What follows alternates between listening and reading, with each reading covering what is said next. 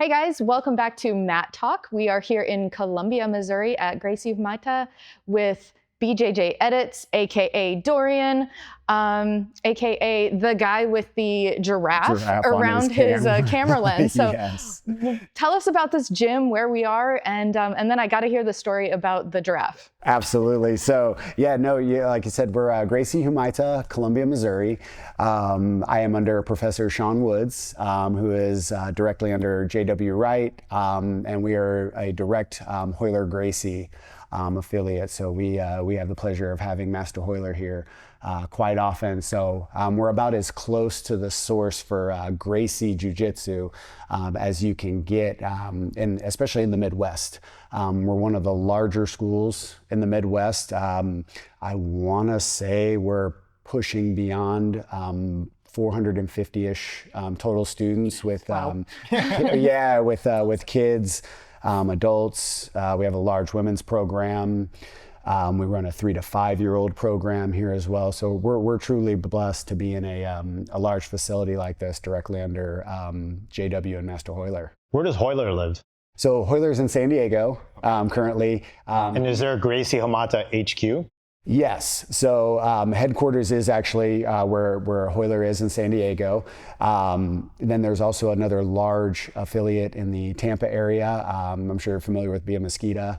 And then some more affiliates, mostly California. California is the Mecca. The OG Mecca. The OG Mecca. So the original garage with Hickson and everybody was out there. I used to train down the street from there. Oh wow. At Beverly Hills Jiu Jitsu. Yeah, yes, exactly. Yeah. So no, but we do get the benefit. Hoyler is currently, he is the liaison for Gracie Jiu Jitsu these days. He is the spokesperson.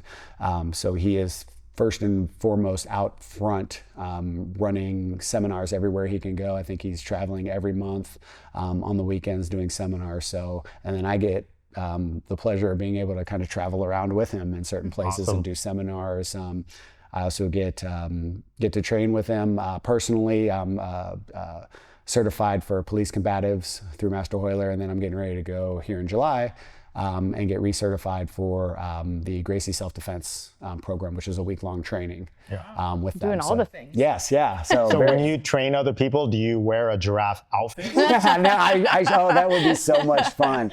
Get one of those big inflatable ones. But it's got to look just like the one on your camera, right? That don't put it past me. That is something that I would probably definitely do, especially as much as I love interacting with the kids. That would be funny. But You're so good with the kids. The adults get just as much of a kick out of the giraffe. For sure. I mean, it's like such a statement. It happened by accident. I was doing family photos, family shoots, and the giraffe was to help like make portraits. Okay. Just take family photos, and you always have to have something to get the kids to smile, to look at the camera. So I had the giraffe, and at the time I was just getting started shooting Fuji tournaments, which is where I started.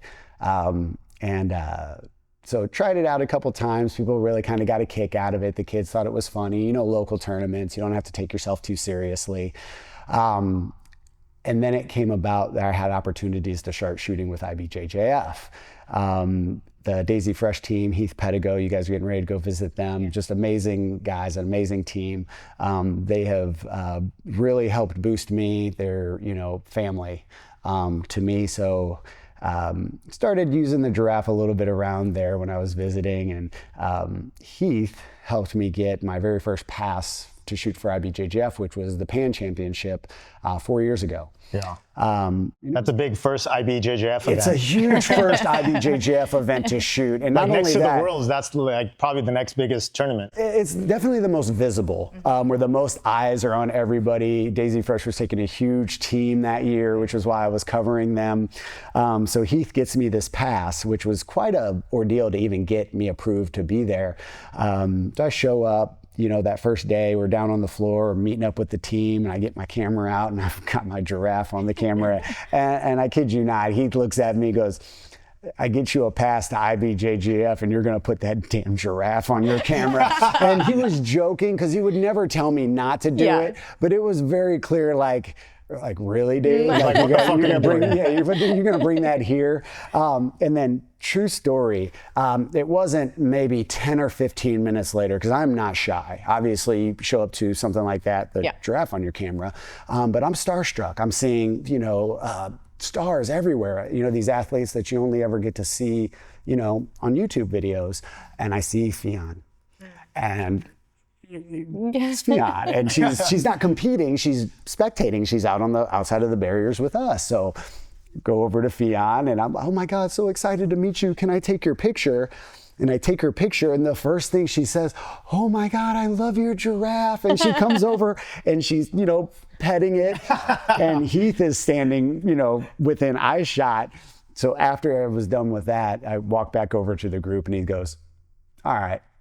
Smart idea. So after that, you're like, this is my thing. It's staying on my fucking lens. Right. At that point, I knew I had, a little niche gimmick. Kind of sets you apart from anyone else out there. It does. You get noticed, and then it became, a thing. I would take it everywhere. Well, the other photographers, take pictures, and so the logo actually stems from somebody had taken a picture of me holding it up. And my girlfriend at the time, she loves making like little things. She turned it into a sticker, into a little logo. And it took off from there. And now I shoot every tournament with that. People always ask, where's the giraffe? And we did I even had hoodies. People, I was so blessed, I love the hoodies. How did you get that collab? Like, how does that even happen? Well, I have a good friend of mine, Adam Meredith in St. Louis, really prominent black belt in the Midwest. He does commentating for Shamrock, for different fight series, for different Jiu Jitsu events, and he has a clothing brand that he started called Imposed Will. I'm sure you've probably seen it. For sure. It's everywhere now, and it's hard to get a clothing line up and going. Especially with Jiu-Jitsu, because the thing is that the Jiu-Jitsu community, even though in our world there's a lot of people, but in the scope of things, it's relatively a small community. It's a small community, and you have to know someone to get somewhere almost, especially with something like that, because everybody's sponsored. Everybody has, they wear Kings, they wear they wear Fuji. So starting a new gi brand or a clothing brand is difficult, but he did it, he stuck with it. And he was doing collabs. He would do rash guard collabs with some of the athletes that he would help sponsor. And I went to him one day, I was like, hey man, like, could we do like a hoodie or something, like with the Imposed Will and the logo? Because I had a couple people ask, like, you should do patches or shirts or something like that. And I thought, okay, it's winter.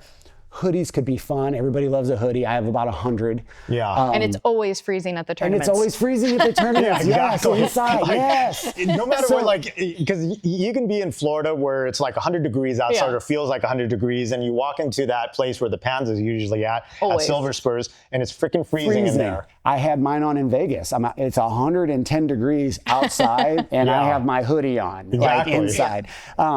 So asked him, hey, can we do a little collab with some hoodies? He's like, yeah, cool, let's do a pre-order. So throw it up on the page, offer some colors, if 10 people order a hoodie, I was gonna be happy if, a couple of my friends and family grabbed a hoodie. Ended up selling like 50 of them. Wow, that's awesome. So I'll go out to different tournaments, I'll be up in Florida and you'll see someone wearing somebody with my hoodie on. I was just at the fights, in St. Louis for the CXBJJ championship this past Saturday, and one of my teammates who was on the card, he showed up and he was in my hoodie, and it's just like, it's so humbling. And it's really, so I did a little photography giveaway for everybody that, bought a hoodie. I put their name in a hat and had one of my little 3-year-olds draw a name out of the hat to pick a winner for a photo shoot. So the giraffe is stuck. Now I have a sticker on my car. If you, later on, you guys will see I've got giraffe stuff. Well, that's actually how we saw you, because when we were at Daisy Fresh, we were passing by, sort of intentionally. But we pull into the parking lot and I see this BJJ Edit stickers, right? Yeah. And we were pulling into the hotel parking lot. The hotel parking lot. And then as soon as I go out there, I just yell at him, BJJ Edits. And I see him and Jits Pics, another photographer, sitting in the parking lot. And then at the time we just started this YouTube channel, we shot 2 backpack videos and stuff. Right, and so I was like, oh, this guy must be a photographer or something. And for us, that's how we met, is through photography. And so anytime we see any other photographers, we just kind of like gravitate towards them a little bit. Me too. So I was like, Same. this guy's fucking cool. And so, automatically. but it was that sticker on your back. You had a Honda CRV, I think, or Passport, and then when I saw that, I was like, okay, like I had no idea what it was about. And then at that time, we exchanged Instagrams right on the spot. And then I was like, oh, it's BJJ Edits, and that's like the thing. So my question is that the same giraffe from day one? Yes. Is it really? It is the same giraffe from day. Do you wash it? I have not actually. And what happens if you lose it? Yeah, like, I have lose 2. your identity? Okay. So I did order another one because I had it in my mind that I was gonna double sling, shooting cameras, and I wanted to have one on each one. I don't ever do that, but so what I do is I just keep one on my 85 millimeter. I got one on my 70 to 200, and when I swap lenses, I don't got to swap the giraffe. That's good. But it is the original giraffe from day one. He's been so you're everywhere. not worried, like if you lose it, like you're not going to be the giraffe guy anymore? I am. Do they still make them? They do still make them. I was going to say, you'll have to find a replica. I actually, because a couple other people have asked, where did you get it? I found it on Amazon. They're called shutter huggers. Yeah. There's a little elephant. It's an actual thing. Okay. And a monkey. And so I know a couple other people have thought like, oh, cool, I should do it. I was like, no, you can't. You can't just straight up copy. No. So would you ever evolve to a monkey? Nope, I'm keeping the I thought about getting all the characters. Yeah. And nope, I decided to just stick with the giraffe. I like it. It's So this evolved, what'd you say, 2020 or something? Like 4 years ago? Yeah, yep. When did you start doing, okay, let's back up. Sure. When did you start jiu-jitsu? Wow. I'm going on my 8th year now. And how did you even find, like, how did you end up in a jiu-jitsu gym, first of all? Easy. So I started grappling, I was in the military about 20 years ago. Yeah. And I had a drill sergeant who was an MMA guy. So he would have us out in the sand doing this. And it was real basic. It was trap and rolls from mount. Basically getting out of super fucked positions. Getting out of basically, it's if you lose your weapon, you don't want to be useless. Yeah. So we started doing that. Found out I was actually somewhat talented at it. Back in the day. I have a daughter. I knew I wanted her to get involved in grappling so she could protect herself. I wanted her to get that. I've been friends with Sean for 20 years. So when she was 7, I brought her to the gym, got her started in jiu-jitsu. She loved it. In the beginning, she was talented. Well, me, I grappled a little bit back in the Army, remember? I would sit on the side, You were watching her. I was watching, but I was, coaching. Yeah, for sure. And Sean would even though you have no idea what you're talking about. I have no idea what I'm talking about. I think I've never seen a parent actually do that before. Right? Well, and smartly, Sean, my professor, he from across the room, Dorian, put on a gi or shut up.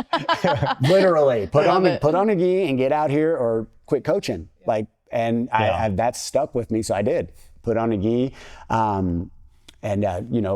always trained with Sean, and actually underneath one of his other black belts as well. But I got out on the mats, really enjoyed it, and it just stuck. Like I just stayed. Being able to coach my daughter, train with my daughter, made it really special. She got to do it for about 6 years before she teenaged out of it. But she has the skills to protect herself. I'm still very confident that because of what we were able to do together when she was younger, till she was about 13, will carry over. So, and then I obviously stayed and kept teaching. I actually went to Sean and asked, hey, I want to do this. I want to teach. I want to learn. I'm not a particularly talented grappler as far as, but I'm competitive and I'm an athlete, and I just knew I can learn this. I can show people how to do things. I can help kids, and I always wanted to coach and teach, and this was just a very natural way to be able to accomplish that. What level were you when you started coaching?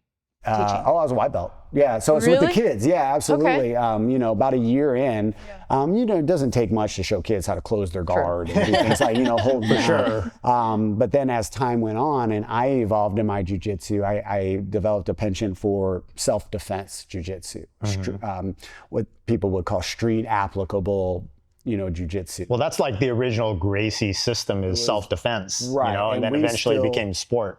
Right. We still very much focus on the self-defense aspect of it here. Hoyler is big on that your jiu-jitsu should be applicable to actual self-defense. So I kind of made that my route. I train, 3, 4, 5 days a week. I'm an open guard player. Yeah. I'm an inverter. I'm all of that, but I'm not going to go out there on the street and do that. You're not going to go get in a street fight and just go straight into a guard inversion and showing them your ass with your ankles. Hold on, let me get on the ground. That's what, hey, come here, come over to the grass. No. Yeah, exactly. And we'll do this over here. So yes, going on 8 years now, real heavy emphasis on the self-defense. I don't compete a whole lot. Have you ever competed? Yeah, absolutely.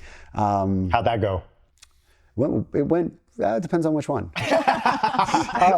Most recently, I competed. It's been a couple of years actually since I've done a tournament myself. Competed in Iowa a couple of years ago. I had, I think, 2 people in my bracket and did well. I came in with the gold medal. Yeah. But for me, the problem was I'm always working the tournaments. Yeah. So shooting photography, and I'm a grip-heavy grappler. So what would happen the last time I competed? 2 of my matches were very grip heavy. Yeah, blow your arm, forearms and I out. blew my arms out, and then picking up my camera, I'm like trying, I'm not joking. That's funny. It was so bad after the first match that I almost wanted to be okay. But they called my name before I could pull myself out, so I just went and did it. But yeah, I found out it's hard to shoot. It's tough because we did that in mountain biking too. So, we love riding bikes, but the shooting mountain biking photography is what allowed us to travel, right? That's right. I remember your photos. Those were epic. Yeah. And so we would race and shoot, and we would be like having to do our practice runs, go down and shoot. It was just literally fully packed for like Friday, Saturday, Sunday, non-stop. And then at the end, it's like you're trying to remember your lines to ride. And then on top of that, you got to make sure you get all the shots of all the people who hired you to be there. So, and it came to a point where I was like, okay, if I'm going to travel, I'm just going to focus on photography because I just wasn't doing both very well. That was exactly the conclusion I came to. Man, I'm making money to be here. I can compete on my own if I want to go do that. Correct. And I do have plans to do that. I definitely want to compete. I'm Masters 4. Yeah. Why not? Yeah, for sure. I think Jitspix also came to that as well as, he doesn't want to shoot and compete on the same weekends and the same events because it's just too much. I remember he was saying something like, he did it, and then, but he wasn't focused on the guy in front of him because he was so focused on shooting that he didn't do well. And then the next time, he's like, I'm not doing it, I'm just focusing on this. And he actually did very well because at the Worlds we were all at last year. He hired me to take And I hired you. Yeah. So I could just focus on it. But yeah, that's definitely tough. And are there other photographers that compete and shoot on the same weekend on a regular basis? So interestingly enough, I just found out for some reason, like table workers, refs, they may have changed it a little bit for the refs now. The photographers aren't allowed to compete and shoot on the same tournament anymore. Mm-hmm. And I don't know exactly why. I was going to ask why, but I know the table people because when I talk to them, they're like, you're just sitting there before you get onto the mat, and then I was like, how's it going, blah blah, and they're like, oh, I just finished competing, So the people that are running the tables, the scorecard, they can still compete, right? Yeah. As far as I know, not media. But not the media. And Ty Withrow, who's the main IBJJF, him and Giselle, everybody knows him and Giselle. The main IBJJF photographer, he was the one that told me that. So I'd asked him, you ever compete and shoot? And he's like, no, we can't. So I guess that's a new rule for this year. But I can still do local tournaments, local food. Matter of fact, there's one Jeff City in a couple of weeks. Yeah. I'm thinking about hopping in. There's another purple belt my size in there. So might hop in, and that's one that I can shoot. And if the match doesn't go my way, who cares? So. Yeah. So what exactly is your role here at Gracie Humaita, Good Colombia? Question. I'm a full-time instructor. And how many instructors are here? We have 4 or 5. We have 5 instructors. Mm-hmm. Myself, two other gentlemen who we all teach the youth classes together. Yeah. We're blessed to be able to split it up into a beginner portion. We have level 2, which is a little bit more advanced, and then we have a level 3, which is essentially a competition class. Yeah. So we get new students that come in. I can work with the Mat beginners. Mat meet, yeah.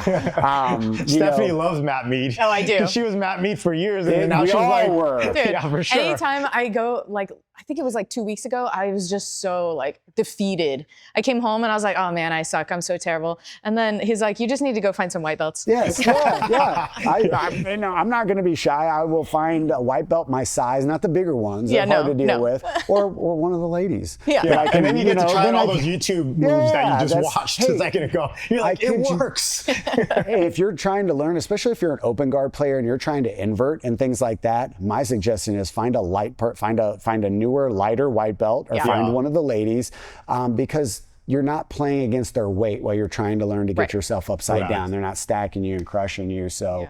But yeah, I get the mat meet that comes in, and I get to teach them the basics, get them going. I also have some advanced students that I get to work with as well. But then my job is to get them in, get them acclimated, teach them the system, boot them to level 2, where they start really honing in on submissions and positional attacks. How does that work? So like, what's needed for someone to go from a level 1 class to a level 2 class? Good question. You got to understand just some basics. Understand closed guard is, understand opening your guard to get your feet in the hips, connections. Let's get 3 to 4 points of connection.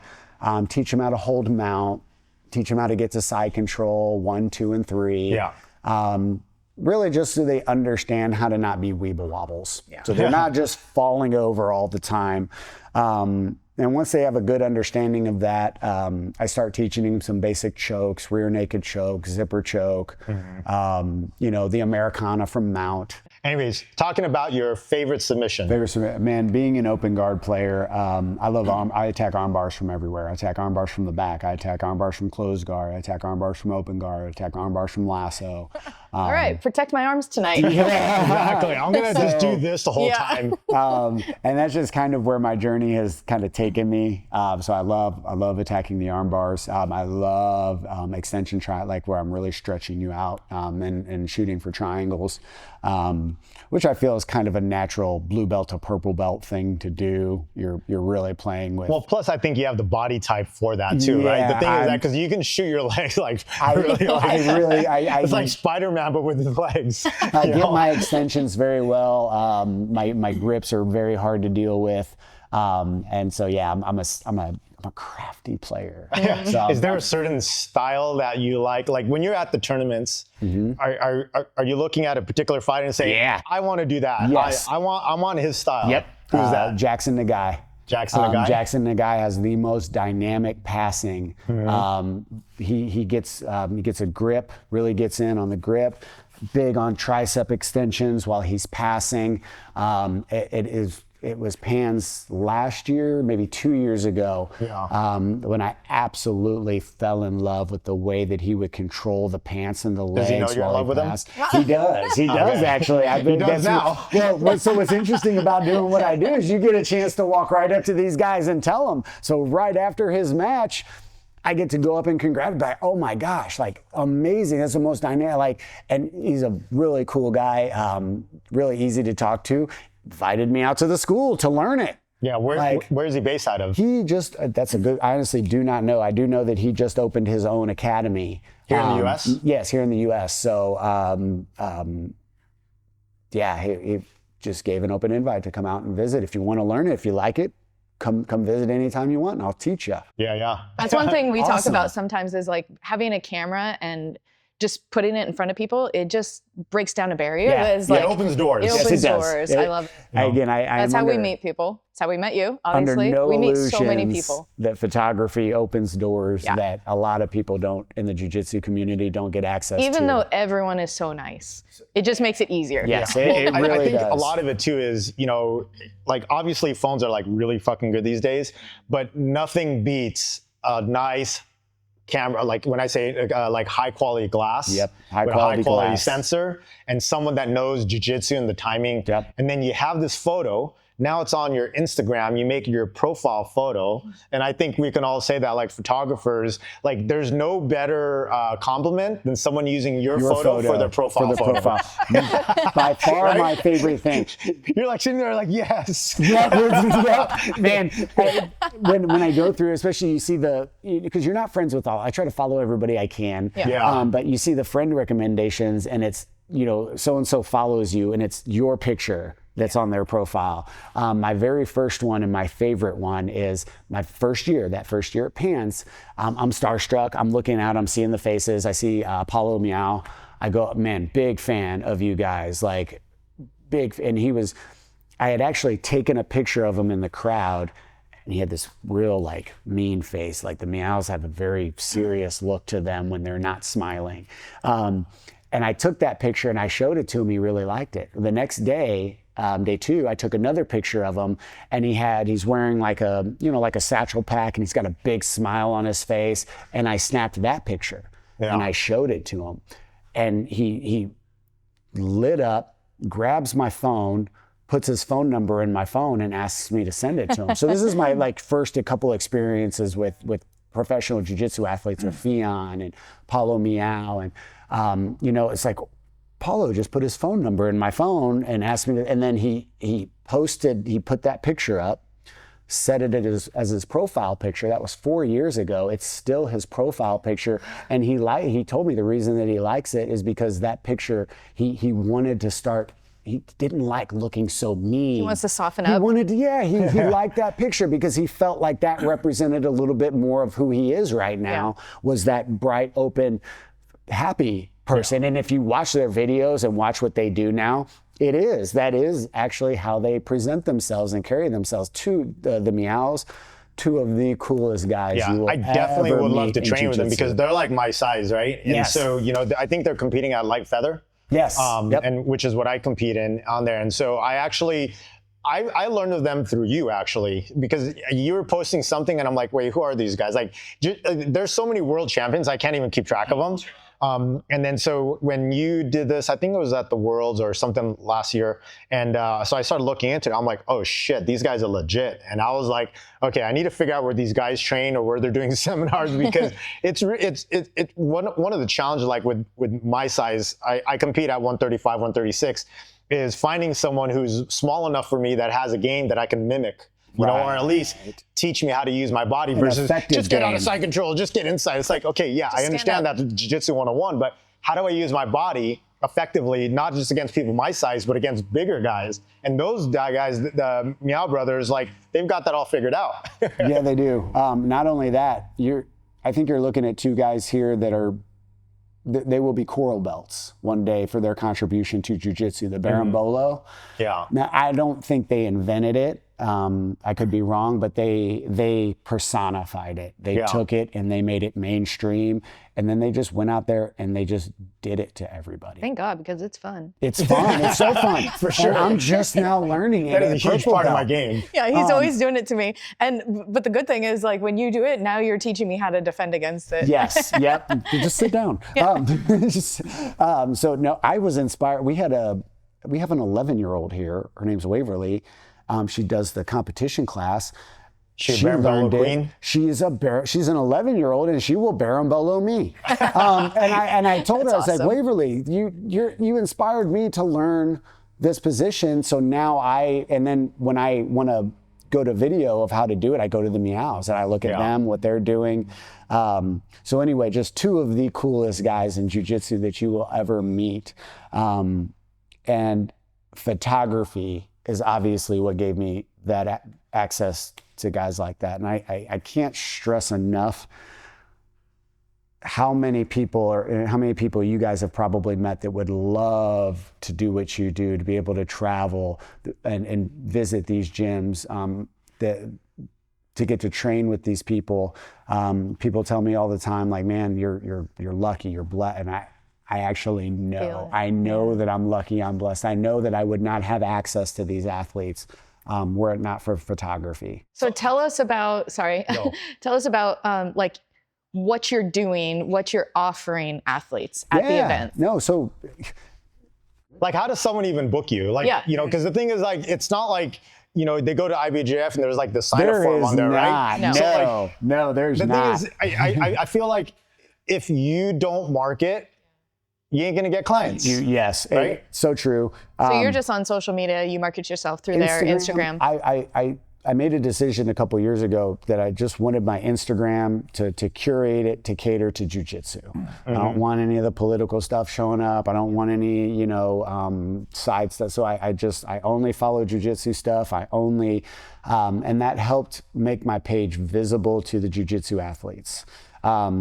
So, you know, you just got to stay on top of the messages, because a lot of times you get, you know, I get messages from athletes and you're not connected with them on Facebook, so it's in the hidden messages, and they're finding us. They're asking around other photographers, hey, who's going to be covering this event? Who's going to be covering that event?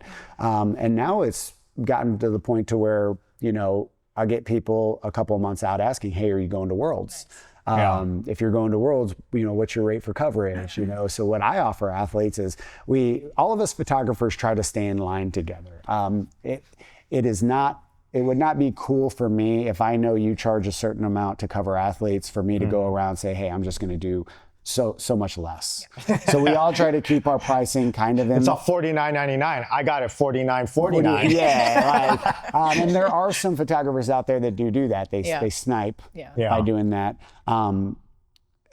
So we all try to keep our pricing in line, so you know we're not stepping on each other's toes and.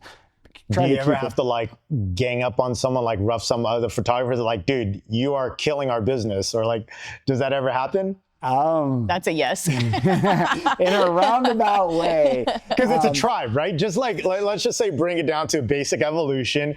If you go out of the rules of the tribe, unwritten rules, they'll push you out, right? Right, yeah. We do have, I mean, we have a pretty close-knit group. We have an IBJJF photographers group that we all, you know, kind of on Instagram? Yeah, and there are blacklisted athletes that, no, seriously. Athletes. What, that don't pay? That don't pay, or maybe they lose. What about blacklisted photographers? There's photographers that people don't prefer to work with, just because, you know, not everybody's nice. Yeah. Not everybody is accommodating. You know, people fight over positions on the mat, you know, not so much anymore. That was an old school thing when you really had to battle, like, because you think about it, if we're all sitting right here shooting a certain direction, we all basically have the same shot. Right. Yeah. Well, then it becomes who's first to market. Right. Who puts the shot out first, who gets the tag, who gets the share. Yeah. You know, if we all put out the same thing, if we're all shooting, you know, say we're all taking pictures of, I don't know, Cole, you know, Abate, and we're all right here. So I take a picture, you take a picture, Mike takes a picture. I go back to my computer, edit mine real quick, post it, tag Cole. Cole shares my photo. He'll get the first one. I win. Yeah. But by the same token, if I know you're there to cover Cole for AOJ, and I snipe your position, your photograph, I put it out before you, there's no rules saying that I can't do that, but you're probably not going to want to work with me anymore. So it's almost like an ethics. Yeah, there is an ethics to it. It's like a bro code, except for photographers. Yeah, we really try not to step on each other's toes with athletes. Yeah. We try to share, you know, the business. Like if I can't cover you, I'll say, hey man, do you want a client? Yeah. So yeah, but there is definitely, you know, if you're going to act the fool, but that's the same in any, you know, any line of work that you do or any group or club that you're in. Yeah. You know, if you try to treat we all eat better when everybody eats. For sure. Support each other. And so I noticed the last time, I think it was it Pans, where you guys were all like, you shared a hotel or house, you shared a car. Yeah. Like, and so you guys are like, obviously, well, a couple of questions is A, how long did it take until you can like afford to go to these places? Like, how did you get clients where all this made financial sense to travel? So cool. It was, this last Pans, we all, a big group of us, you know, me and Katie Petty and Ty and a couple other photographers, we all, you know, shared a place. We would Uber back and forth to the event together. So that's, you know, not only does it make it cheaper for everybody just to split something, but we all work together. Man, I learn from Ty. Ty, if you're watching, man, thank you. We love you. There's half of us that wouldn't be able to do this without you. Same with Giselle. Giselle was the very first person to help me, to take me, give me a little bit of advice on how to succeed, tell me how not to step on toes, not to step in front of cameras and things like that. But we get clients through, so a couple Worlds has come. Here's a good example. So IBJJF typically gives you, we as photographers have to apply for media passes. It's just not assumed that I'm gonna work this event, I'm just gonna go and they're just gonna give me a vest and let me work that event. No, I have to apply for coverage or for media coverage. They either approve or deny your request for application. Do you know the person who approves or denies? Yeah, I know who it is. Yeah. I feel like that's just on the other side of the email, like, because it comes from a general like media. It does, but I tell you what, something. they don't show a lot of favoritism in a way. How would you get denied? Why would someone? Well, because it's becoming saturated. There's a lot of photographers that want to go and cover. Yeah. So the rules are with IBJJF that you either need to be covering a top 10 team, which I think they've actually revised that to covering a top 5 team. So if you're representing, Gracie Baja or Carlson Gracie or AOJ, Alliance. You can apply for Alliance. That too. You can apply for a press pass under those teams, but several people may apply for a pass. So there is a hierarchy. Yeah.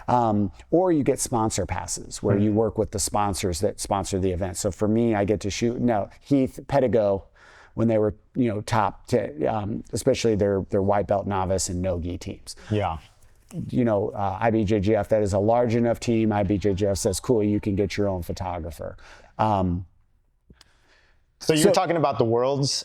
So how I would decide whether or not it's financially feasible, I have to apply for the pass, then I have to get approved. And they typically only approve about 2 weeks out from the event.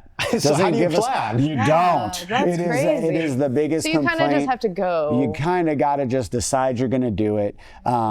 So I got my approval for Worlds, covering one of the sponsors that's big, that's been covering Flow and Roll. Love you guys. They're doing a lot. They're based out of Florida, like Tampa, Sarasota, or something like that. They're doing a lot. So you can't just be someone with a nice camera and go and be like, anybody. We were just talking about that. We're like, hey, should we apply for the next event?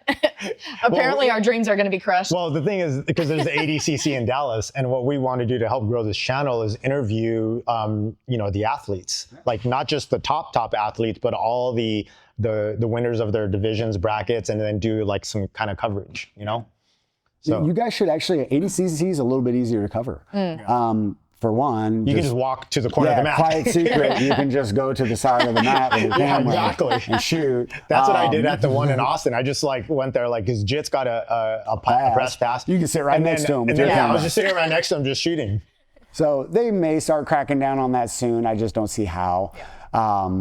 But for Worlds, I got approved. I'm going to put out probably a post in the next day or so, feeling it out, who may be interested in coverage for Worlds. And then I try to book enough athletes to cover the cost. Yeah. And then from there, I'm like, okay, anything after this is money in the bank. And then I can put out a gallery afterwards, and people can go and purchase photos that maybe didn't get individualized coverage. So it has worked out fairly well so far. Just like anything else, being good at being a small business owner is going to be the key to whether or not you're financially successful. And this, just like anything else. Worlds is coming up. I'm going to put out a post, ask for who's interested in some coverage. Book is. Obviously, you don't want to overbook yourself because inevitably. Have you overbooked yourself before? Oh, yeah. American National last year. I did not understand the scope. I should have listened to Jits. Jits tried to warn me. Yeah. He said, I'll never cover the kids and do the Masters again. Because they're like way far apart? The building is the size of an entire city block. Yeah. So literally, it took 5 minutes to get from one side of the building all the way over to the other side of the building where another mat. Now you might have a few minutes before that, and I would run, and then I would get over there, and there's their hand getting raised, or they're walking past me going, oh, I just went. And because, obviously trying to track people through Witch Mat is just about impossible. The times are always messed up. So it really is an exercise in efficiency. How many athletes can I cover effectively while still being able to shoot other matches so that I can put out a gallery afterwards so that athletes that didn't pay for coverage can possibly go and purchase some of their photos. And how soon after the weekend, I guess, are you trying to get everything up on a gallery? I would imagine, especially the parents, like, their kids they're matches at 1 p.m. They're like 5 p.m. They're like, dude, where's my photo? It sounds absurd. Yeah. But yeah. Within hours. Within hours, people are asking, hey, can I just get something to make for a post? So when I started this 5 years ago, 6 years ago, shooting, 7 years ago, 7 years ago, shooting for jiu-jitsu tournaments, I noticed that tournaments, it was like a month later and photos would be put out. Yeah. So I started, literally, that's crazy. Anybody who's watching this, if you had pictures taken years ago, it took like a month to get, you had already competed in like 2 tournaments by the time you got photos, you didn't care anymore. No, exactly. In the moment, it's one of these things. So I started shooting for Fuji. I would get my photos out within a few days to a week. They thought that was ridiculous. Amazing. Well, I may have shot myself in the foot a little bit with that because it started to trend, at least with Fuji. I was the first main Fuji photographer. Well, now everybody puts their stuff out within a few days. Which is good. It's also difficult. It's tough. For IBJJF, when you shoot for IBJJF, originally, if you look in the contract, they want photos same day. Some. If you're an official IBJJF photographer. If you're the official IBJJF photographer. But now they're a little more understanding. So usually if I shoot a weekend tournament, I come, I'm either flying back or driving back Sunday night, start uploading, culling photos immediately. I try to get John Medina, who basically runs everything at IBJJF, at least for media marketing and all of that.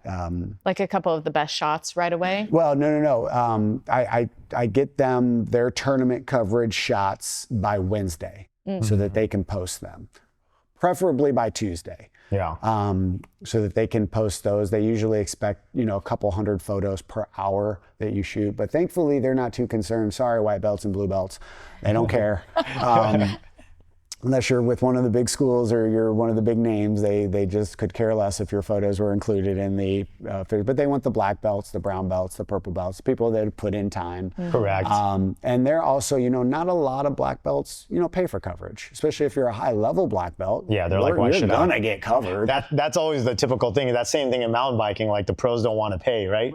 So, but then that's why you have to approach their sponsors to pay. So this way, if they use it on their platform or whatever it be, or magazine advertising, then they got to pay. Yeah. Now, most of the black, and it's not like a lot of them won't offer. Most of them, especially the ones that I work with, all will offer, but I'm getting a benefit from a lot of them as well. They're sharing my photos, they're exposing, they're supporting me, they're buying the hoodies, they're wearing the hoodies, they're, and I've got a couple black belts that do that. But you can't pay your rent off exposure. You can't pay your rent off exposure. That's exactly right. So being efficient and stacking everybody together so you can maximize your profit from a tournament is something I'm just now learning. I was a horrible planner. I'm a horrible trip planner.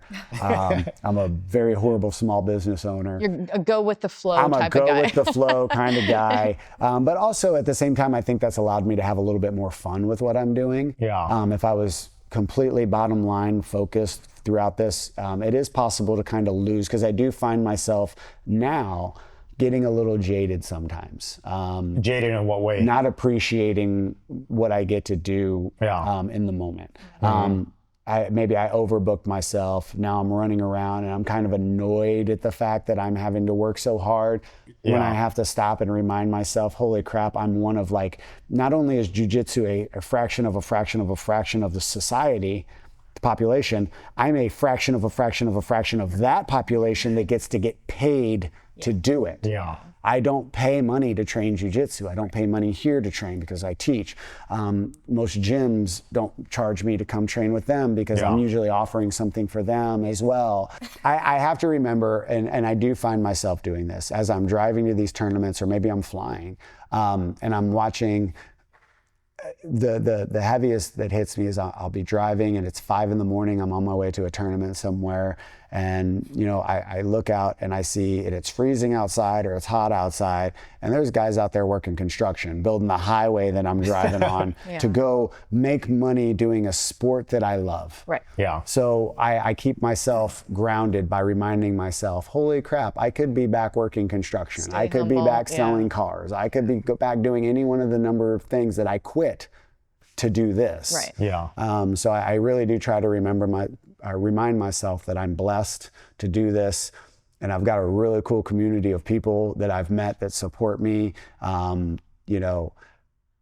so I try to give back as much as I can to people, but hopefully people remember that, like, the photographers, we're not getting rich off of doing this. Yeah. I don't know any of the photographers in our group that do it full time. That don't have other jobs that Correct. they do. I'm actually one of the very few where my other job is teaching jiu-jitsu. Yeah. And then I get to make a good portion of my money doing, other photography. A lot of these guys, like Giselle's a full-time teacher. Yeah. So she does this, and then she goes and teaches a classroom full of kids. How hard is that? Yeah. Like, Oh man. Well, I think also too, Sharon Chi. Creative, Yeah, So Creatives by she has a Chi. full-time job, I Yep. believe, and but she's shooting all the time, and so I can relate to that, because when I was shooting full-time, I wasn't when I say full-time, meaning like on a regular basis, traveling with professional mountain bike teams, going to all the events, I still worked at a bike shop, and my whole life was cycling. So I was working in a bike shop, and then eventually I started working with a suspension company that did mountain biking, and that allowed me to travel the entire world, And so, I was very blessed, but just from shooting photos alone was very difficult. And what I realized was that I had to utilize my web development skills. And then social media was just coming about. But I understood all the formatting and all the processing, and like Instagram had square 1 by 1 and cropping, and and so everything was very particular. And if you weren't technically good, your photos looked like shit. So then brands started hiring me, because by the time I delivered a photo, I would say what format it is. I'd send them a package that already had everything cropped, all done. Here's your print ready ones, all the resolution, and because And we shot for like one of the largest magazines in mountain biking, and they had a large format magazine, a monthly one.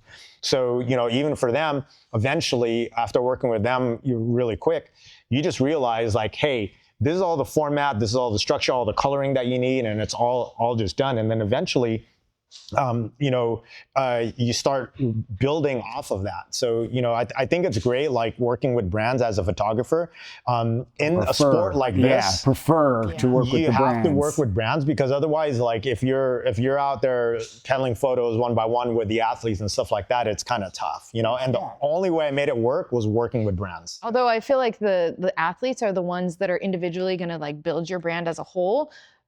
I mean, sure, the brands are going to like push you out there and use your photos and like tag you and stuff, but really to build your following, you have to have the athletes. It's a little bit of both. Yeah, for sure. I like being able to work. I use Flow and Roll again as an example. They're very cool because they like to work with the athletes. Yeah. So it's not out of the ordinary for Flow and Roll to take one of the athletes that just won something at one of these events, gear them out with some no-gi stuff, and say, hey, just tag us. Yeah. And it's cool because I can take some athletes, take them to Flow and Roll, but hey, this kid or this person can really, they're out there winning. They're out there and they're vocal. They're, throw some gear on them and let them go out there and be vocal in your gear. And so getting to pair them together, the athletes really appreciate stuff like that. Giving them, because same thing for them, just like I'm trying to make a niche for myself in this they're trying to too. Of course. These athletes, they're trying to have a successful Instagram page that people find interesting. Yeah. They're trying to get sponsored. Yep. They're trying to get some free gear so they don't have to, you know, they're trying to get to the next tournament. They're trying to get to the next tournament. So they're looking for exposure in these things too. Yeah. Tournaments aren't, they're not cheap going to these tournaments. And then not only that, everybody out there knows how much it is to compete for IBJJF. And then to do that on a budget and then go, oh man, okay, let me hire this photographer. Yeah. Is there like a particular tournament that sticks out to you where you felt like you got your footing, or a time where you're just like, okay, now I'm able to hang with like the top photographers, or my work is at a point where you feel really good about it? Yep. Pans at Silver Spurs. Because you know. What year? The second year. Yeah. So the first year, you're starstruck, you're learning, you're getting used to the building, you're trying not to step on anybody's toes, trying to stay out of the way. That second year, I locked in. I had a lot of clients. I was still getting to travel with Daisy Fresh. But now I'm enjoying the atmosphere. I was always enjoying the atmosphere, but not being starstruck in it, getting to lock in on the photography. Now I'm looking at the artistic things that other photographers were doing and remembering to try some of those things while I was there this time. First year, I'm just concentrating on getting shots of everybody. Action, and then versus crowd, emotion. you know, who's in the crowd hanging out.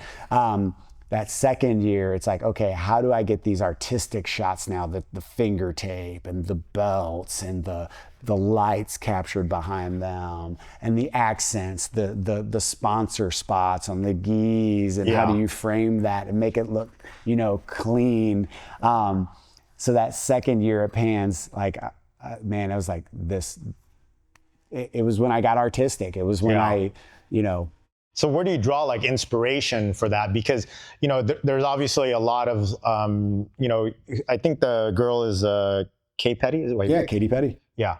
So I enjoy looking at her photos because she captures a lot of non-action photos, but also very interesting photos, you know? And, but, you know, when you have all these photographers in there, like, you know, where are you drawing inspiration to push out of your comfort zone? Because naturally, you know, when you start out, you just want to get action, like armbar, rear naked choke, whatever, right? But eventually you have to evolve. Yep. Oh, that's easy answer. I copy off other photographers. No shit. Steal and create. Create. So that's what we do. We do that all the time. The saying is, you know, well, imitation is the highest form of flattery, but that's not the whole saying. The whole saying is imitation is the highest form of flattery, I think, when skill does not actually apply, something to that effect. So it's actually not a compliment, that statement, but it is true.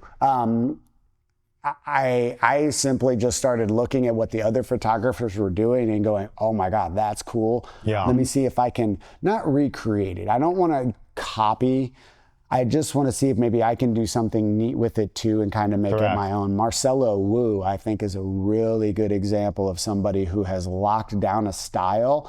If you see a Marcelo Wu shot, it's that real dark, you know, everything in the back is real dark, and you know, essentially all that's lit up is what's going on in the photo. It's a very hard look to pull off consistently. I wonder if they specifically like look up, like when they get to a venue, they look at the lighting, they see like, okay, which angle is going to be better for the style that I like, or if they just happen into that style. I happen into it. I think it happens more where you actually eventually come across while you're shooting an angle or a spot where you find it. And then it happens. Like I got this shot and like now I know how I can recreate that in different areas. Or when I'm shooting at Silver Spurs, I know there's a couple of angles that I really like shooting at in that arena because of how it captures the light and how it reflects on my style when I'm putting the pictures out. What shutter speed do you shoot at? I know lower than 1/500th at Pans. Everything moves so fast. Fuji tournaments, I can get by with you know, sometimes shooting 1/250th if they're on the ground. I can lower the shutter speed. There's nothing crazy really going to go on after that. But at pans, you never know when legs and arms are going to start whipping around and flying. Because otherwise you're going to get shutter drag. Otherwise you're going to get just blurred edges and everything else. Giselle was the one. I used to shoot 1/400th, but then I noticed a lot more of my high speed action shots. The legs, once the legs get flying up in the air, they were blurry. But shooting at 1/500th, you start getting really dark. So you got to crank the ISO up. And that's always just this battle between shutter speed versus ISO. And like, do I shoot dark and pull the shadows later, or do I make everything bright and lose detail in the beginning? Most of us, I think, opt to shoot a little darker because you can always pull details and you can't really put them back. So again, it's all just refining it over time. I copy off of the people that do really well and have really cool styles. And I just am constantly looking for ways to speed up the editing process. But not lose the uniqueness of still editing, individual photos. Correct. Using AI to edit batch photos. It's great. It works really well for weddings. It works really well for jiu-jitsu shots. As long as everything is kind of shot in the same light from the same position, I can run it through, one of those programs and let it do a fairly good job. But every photo is different. How much time, or not how much time, what's the maximum time that you're willing to spend on a photo? Like, do you ever sit there and then work on it for let's say you're doing all these adjustments, 15, 20 minutes, you take a step, you come back and then do it and go through these iterations? Really? Oh man. You must be sitting there after a weekend tournament, you must be sitting there for days then editing. You are, you are, especially when you go, because the first thing you'll do is you'll go through and try to pull highlight shots, right? Well, how many highlight shots? The first shot in the sequence, the second shot in the sequence, the third shot in the sequence look very close to the one that you're editing. So you're choosing that right one. So you go back to it a bunch of times, checking it. I stopped putting workout. Now I do put workout same day. I stopped putting really intricate workout same day. Because what I was finding is I was getting home from these tournaments, it's late, maybe the vision's a little blurry, I don't know, maybe you've been smoking, whatever the case may be. And I'm thinking, oh, these look great. Oh, these are awesome. Let me put these out. Bam, you wake up the next day. What did I do? Was I editing in HDR? What the hell was I thinking? But I think that's also comes with experience, because I know when I first started getting into photography, my shots were shit, but to me, I was like, oh my God, these are amazing. I want to put it out. And then I put it out, I'm like, damn, that's overexposed or whatever. And then she would say, hey, that one needs it a little bit this and that, or someone would say, oh, blah, blah, blah. And then so it's a battle to hold back from publishing your photos. And versus being hey, but so now for me, if I'm just shooting an open mat, I just run a batch process across them, do some minor tweaks and just put it out, right? But if it's something that's going to be where I want it as part of my portfolio, or I want it to be a representation of my work, I will usually, for certain, wait minimum 24 hours and look at it a few times before I put it out. Because if you put it out for some reason in that 24-hour mark, there's a good chance that you're going to want to do this correction or that correction or whatever it be. And then you're like, fuck, now it's out there. Then you're a douchebag being like, no, I'm going to take it out and put a second one. But people won't know the difference. No, and they won't. And then the second one just doesn't get traction. And now you're bummed out about it. It's a constant battle for wanting to put out the best product, but put it out fast enough that people care. Because if you put out, what's the most recent non-IBJJF tournament that I did? That's actually a good point. I can't even remember the last non-IBJJF tournament that I did. So who's going to care about the photos that came from that tournament if I put those out now? Cool, unless there's a couple of really neat highlight shots that were included in that tournament. I want to get it done, put it out, and unless there was something crazy artistic in it, I probably not going back to it. And I'm the same with you. If I'm shooting, we do seminars here that it's all in the same light. Nothing's changing. So yeah. That's the easy part. If you like, we have a certain setting, we're like, okay, we're shooting at this gym tonight, throw that on. And I have presets now because like I've been shooting like a Vow and 10th Planet. I already have my presets done because I know exactly what the color temperature is there. And depending on the time of day, which doesn't vary because the window lighting is all pretty much the same on that, So now that you've got into this point in your photography jiu-jitsu career, like what is like next? Like what, like are there still goals you're trying to pursue or certain achievements, milestones? Obviously, being able to maybe travel international or something like that, like what's next? Well, that, and I was also wondering, like, do you want to continue pursuing and like building your jiu-jitsu?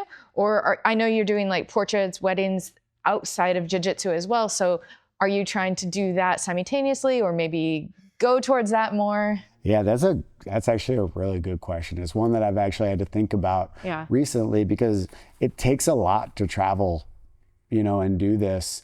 And so goal-wise, I never thought I would get here. So reassessing the goal, because the goal when I started shooting for Fuji was to, I want to shoot for IBJJF. I saw Giselle putting her work out and it's like, I want to do that. Check. I've got to go do that. Cool. I want to shoot with some of the bigger athletes. I want some of the bigger sponsors, some of the bigger athletes to want to shoot with me. Cool. I've done that. I want to go to, Pans. I want to go shoot in Vegas. I want to go shoot in these places. I want to travel to this place and that place and shoot and visit these gyms. Check. I've done that. This year in January, I had the idea I wanted to go to Europeans. I had some athletes reach out and say, hey, we're going to Europeans. If you go, we'll hire you to do photos. Okay, well, I had enough of them to where feasibly I could have made it work. I had to move into a new place. That takes life. That. So life happens. So I think goal-wise, I think I would still like to shoot overseas. I think that's the next. Are there many, or like how many photographers like that do jiu-jitsu get to travel internationally? There's a few of them. The Brazilians that you see shooting, a lot of them are from they're so yeah, the Brazilians, a lot of them will travel back and forth. Yeah. I don't know how they're able to make that work, but it's a lot harder for us American-based photographers to do that because again, I don't know anybody in Europe. Yeah. Who am I going to stay with? I don't know anybody in Europe unless there's American athletes competing out there or some of the European athletes that compete here a lot. Yeah. Nobody knows who I am. Yeah. Now, maybe they do because they're seeing our photos. Right. But there's a language barrier a lot of the time, so they don't know to reach out to me and hire me for photos. So it becomes a logistical, like you really have to plan it, make it work. I would like to do that. If it doesn't happen, I'm okay with it.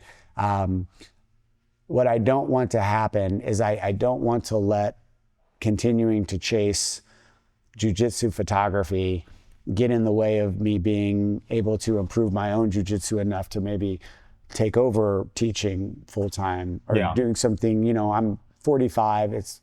My knee pops every time I stand up. It gets harder and harder to do this every weekend. So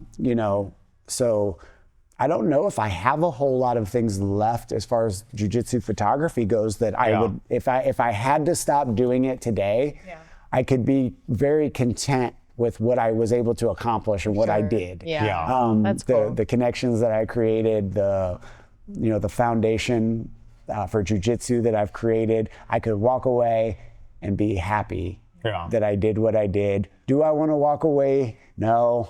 It's tough. So much fun. It's so much fun. I just.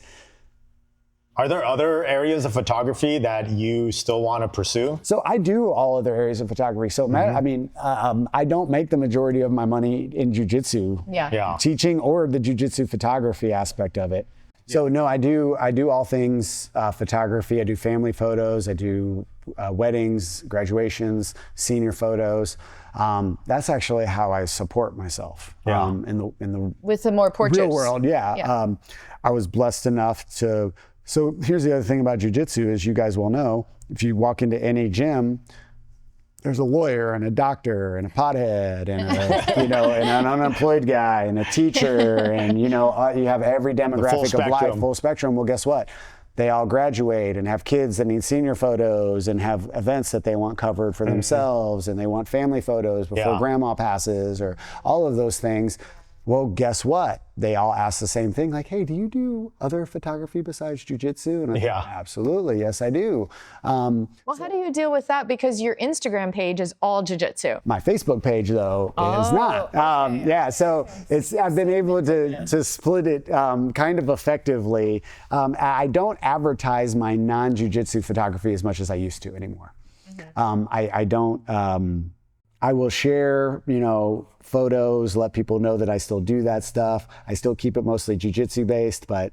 So the question I have is, if someone if you were going to tell yourself 7 years ago, I guess when you started, right? But today it's even harder, right? Because when I came in was literally the split between digital and analog photography, right? And, so there was so many people anyone can go buy a Canon Rebel, which was my first camera. They can start shooting, right? You can buy a whole kit lens for $500 or something like that. But if someone's starting out today, what advice would you give someone to help them stand out? Good question. That's a good question. Interestingly enough, you started in that digital analog. I kind of started in the mirrorless era. Which actually segues me to what I would actually tell somebody starting out, is I would say, go ahead, get yourself a nice mirrorless camera, get yourself a nice 2.8 zoom lens, whether it's a Sigma.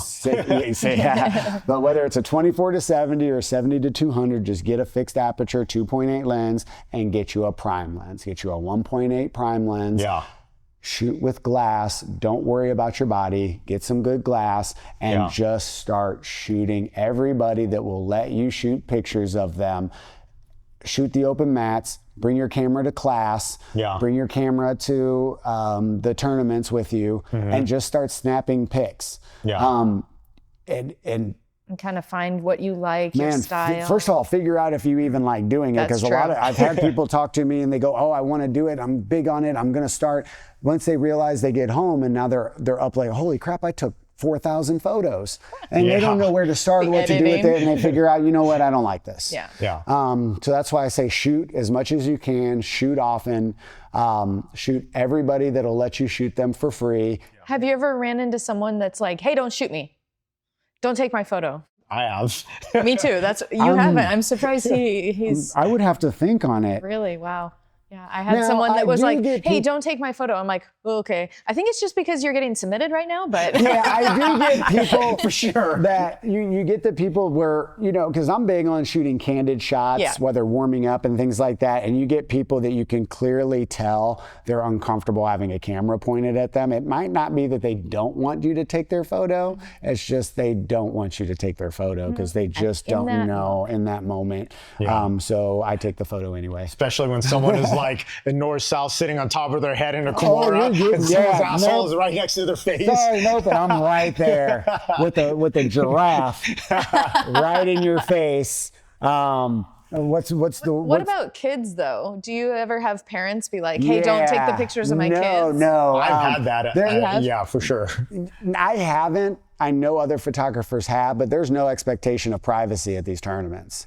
When you sign up for the tournament, you are signing a waiver. It's in there. You know what? For public. I asked the owner of our gym, I was like, hey, can I shoot photos at our gym? Is it okay to shoot photos of the kids? And she was like, they all sign waivers. So that's a good point. So now, if a parent, now I will give you an example. We have a celebrity that trains here at the gym. He's an ex-athlete.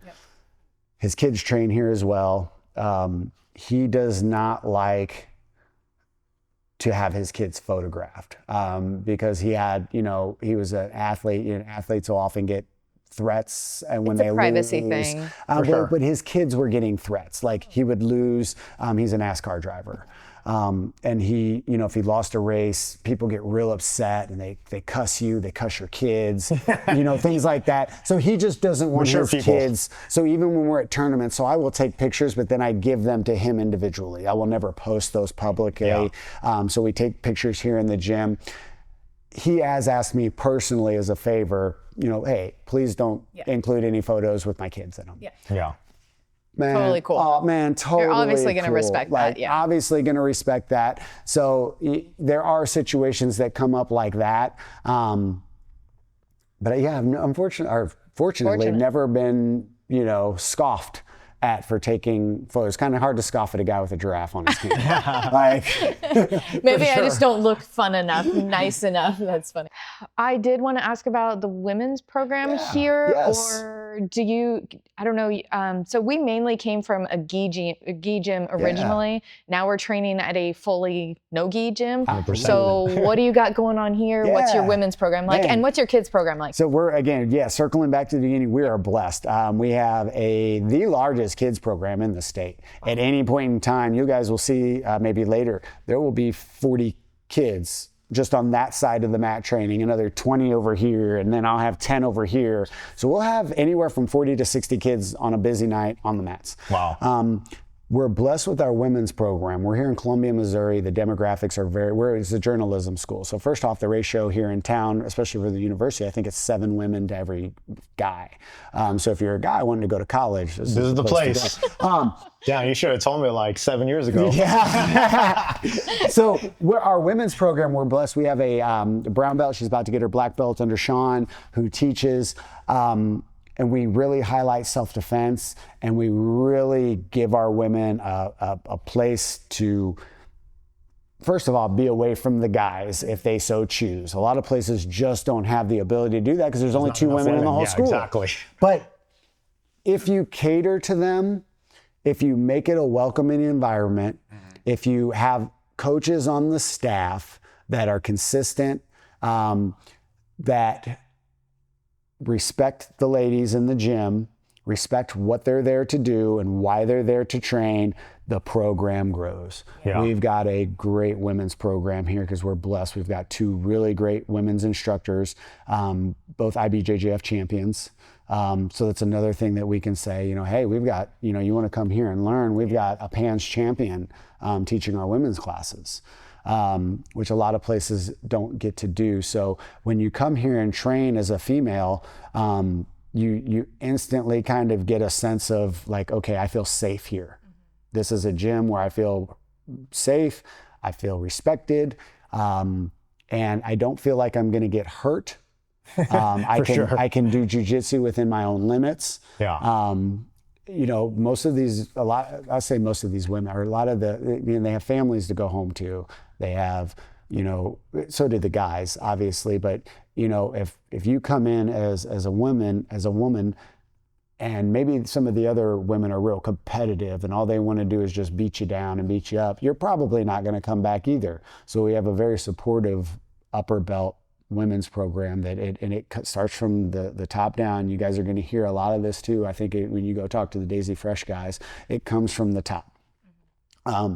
So when you have good instructors at the top, they bring in good instructors underneath them, which helps create good students down below, which trickles down to the kids program. And then people start seeing the kids program succeed. Those kids transition into successful, youth and teen program participants. Maybe their moms and their sisters are coming in and joining. We get a lot of that here. We're getting a lot of sisters coming in and training because the brothers are training, and the sisters are coming in. And I'm just telling everybody out there watching, not only that, man, guys, you better watch because the girls are so much more easy to coach through. There's no ego. They're not very. They're not aggressive. They're willing to learn, and so these girls. I got an 11-year-old girl that just absolutely mopped the floor with a 15-year-old young man in class the other day. Yeah. And I'm looking. It's the same girl that inspired me to learn the berimbolo. I'm going, Waverly, that was awesome. And then I'm grabbing the young man and I'm going, See why we need to not have an ego when we're doing jiu-jitsu? That young lady is 11 years old. And he's like, oh. So when you cater to the women, when you treat them like, man, this is your place, this is your home, it blows up. So again, and then the guys, no-gi, you mentioned coming from a gi to a no-gi gym. Gracie Jiu-Jitsu is very traditional. It is a gi-based system. Yeah. We have a really advanced no-gi team here. But that comes because I'll get my ass kicked later. You're going to enjoy yourself. I told a couple of guys, I got a good friend of mine, good brown belt coming in. You're going to love some of the leg stuff that we've got guys here that are really, again, they're going to learn something from you and you're going to learn something from them, which is exactly why the gym is successful. You guys will come here and go, man, like I can learn in a place like that. Yeah. I can grow. My jiu-jitsu can grow in a place like that. And that's at all levels, kids, women, the men, whether you're beginner or you're advanced. This gym under JW, under Hoyler, under Sean, the jiu-jitsu travels well. I travel all over the place. We've rolled, and I travel. The jiu-jitsu travels well. Yeah. And so when I look at my kids are getting ready to compete, or the ladies are getting ready to compete. They're usually a little bit more scared than the kids, because you're used to rolling with the ladies in class. Mm-hmm. It's scary to go up against, now you got to go out there on the mat, somebody you've never met before, and I just look at them and say, hey, just trust that the jiu-jitsu here, it's like swinging the heavy bat. You've been swinging that big, heavy, weighted bat in here in the gym. When you go to these other places, the bat's lighter. For sure. You're swinging, and so your jiu-jitsu will work. I promise you, if you trust your jiu-jitsu, if you trust what Sean has been showing us, what Shannon and Janice, the ladies instructors, have been showing you, it will work and you will win matches. And they do. We've got a bunch of trophies up there on the wall. I saw that. A bunch. That's awesome. Most of them aren't even put up. So, yeah. That's good. Awesome. So how do people get connected with you? With me, yeah. Dorian Brownlee, BJJ Edits. So you're Dorian Brownlee on Facebook? Is it BJJ Edits or is there an underscore? No, it's Dorian Brownlee on Facebook, just at BJJ Edits, no underscores. I got lucky, I think, with that. Name. I don't know why I thought that was an underscore. I saw someone with an underscore. Nope. So at BJJ Edits, man, reach out, send a message if you want coverage, gym visits, things like that. I'm getting a lot of requests to come and just cover the gym. Like come hang out for the day and just take pictures of everything. Yeah, that's awesome. And so Instagram, by far the best way to reach out. Or if you see me at a tournament, by all means, come up and grab me, tell me about your school, tell me about your kids that you have competing. That's the other thing. If you see the photographers at the tournament, they're there, man, ask them. Like people come up like, hey man, are you just covering IBJJF or can I hire you? They'll be in the bullpen getting ready for a match. Yeah. And I'm waiting for my next opponent to You can go shoot him. Yeah. If you have time. Like, hey, when's your match? And I'll look it up right there. Be like, yeah, let's go. Nice. And you can cover them. So a lot of times people get to the tournament and think, oh, it's too late to get coverage. Yeah. Or those photographers will be busy. No, we need to make the money. We got the same bills to pay. Yeah. This camera equipment is not cheap. For sure. So you hit us up right on the spot. Matter of fact, you'll probably maybe even get a little bit of a deal in the moment. You know, there would be a lot of times where I'm like, man, I tell you what, here, I can cover you. You just got this one match. Like, yeah, cool. Here, is this cool? And they'll be, oh yeah. So make sure if you hire a photographer, make sure you pay the photographer. Win or lose, make sure you pay a photographer because they will remember. And they will put you on the blacklist. We do have a blacklist. And there are some big names on that blacklist. Yeah. So. What about tag? Sorry, we were going to close this out, and now we're getting back into it. Tagging. Do you get upset when someone doesn't tag you? Not upset. We just get kind of bummed out. Do you go home and cry and be There's been a couple You're of like, times. that is my photo. I deserve the credit. There's a couple of times some of the bigger athletes will share your photo and it's like, where's the towel? Oh man. That happened to me not so long ago. Happens. So like one of the most famous jiu-jitsu guys out there, I won't say his name. Yeah, Anyways, I shot and then I noticed that he was using my photos not once, not twice, but 3 times. And never a shout out. And I just said, you know what? Whatever, it is what it is. Yeah. Man, some photographers, my man Zero, he will blow up your inbox. He will tell you take that photo down or pay me. He is not shy. I'm pretty shy. You probably get over on me. I'm like, too nice. So I'm passive aggressive. If you post a photo of mine and you don't tag me, I'm just gonna like the photo and then put fire emojis in the comment.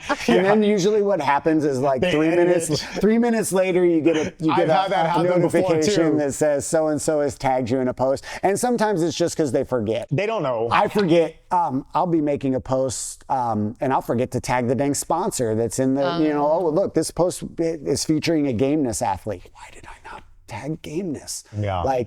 So something like that. But yes, tag your photographers. Just give them credit.